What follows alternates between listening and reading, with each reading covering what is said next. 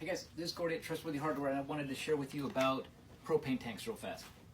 That the difference between the exchange that you do at Fred Meyer's, Walmart, wherever, versus having it refilled. So if you refill a tank, there's numbers on the side of all these tanks, and we're looking for a water column number. And I don't know if you can see that, but see how it says like 71.4?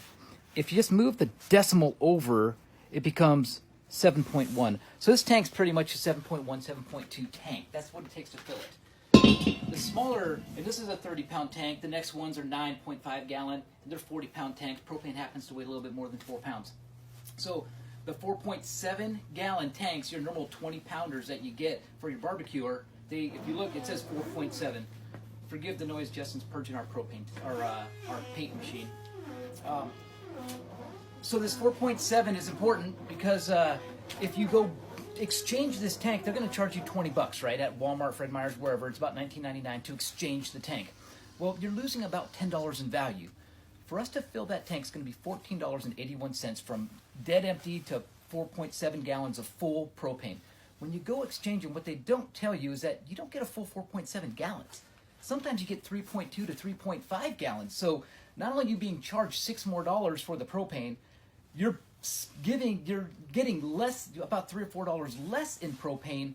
Plus, what did you give them? Did you give them a half a gallon or a gallon left in that tank? So you could lose $10 to $12 every time you exchange a tank. You can come down here at Trustworthy Hardware and we will fill that tank for you. Also, when you buy a new tank, not all of them, but some of them say they need to be purged. That's very critical. It's very important. There's water vapor that's inside of the air that's in that tank, and we have a vacuum pump right here. And this vacuum pump puts minus 28 psi atmospheric pressures. It puts a vacuum into the tank, and so it sucks all the air out. If you don't suck all the air out, you get little water vapors in there. Your tank, well, it'll be the most awful tank ever. It will never fill all the way up. It'll freeze the regulator. It'll just be an ongoing problem of awful. And so the very, very first time, if it says purge it, bring it down to us. We also purge tanks with a very, very expensive pump. And when you fill it, after you purge it for the very, very first time, you got to do it properly, or it'll mess the whole thing up. We do it here all the time. We not mess them up, but we do this all the time. We fill the tanks, we purge the tanks, and we purge them properly, fill them properly, and you have no problems with your tanks. And then the last thing is, yeah, we're filling propane right now. When it's 20 below outside and nobody else wants to fill propane, you can come on down to us and park in front of the tank, throw your tanks on top of that table. Either come on in or we see you and we're right out there.